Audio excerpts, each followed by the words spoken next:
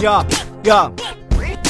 Srdce to je to, prečo to robím, dôvod, pre ktorý to tvorím. Hovoria mi, že to príde pomaly, ale to ma nebaví. Chcem baviť repami, aby všetci si zapamätali, kedy som došiel na beat a zajebal ten hlboký shit. Nevieš si ani predstaviť, aký apetit mám na hudbu, jemný klavír a kúsok bubnu. Život vie byť kurva, tak nalož tú ľudru. Chcem tu nechať čosi za sebou, to kým som bol. A keď odídem, zostane tu môj nesmrteľný flow.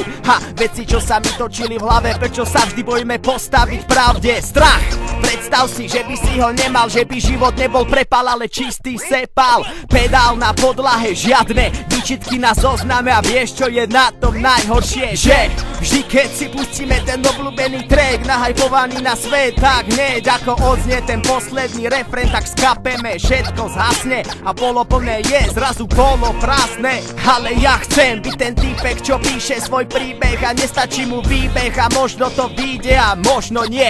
Ďalších 10 naložím ešte vás a nechám na vás, či mi pomôžete raz, alebo sa tu zostanem pás.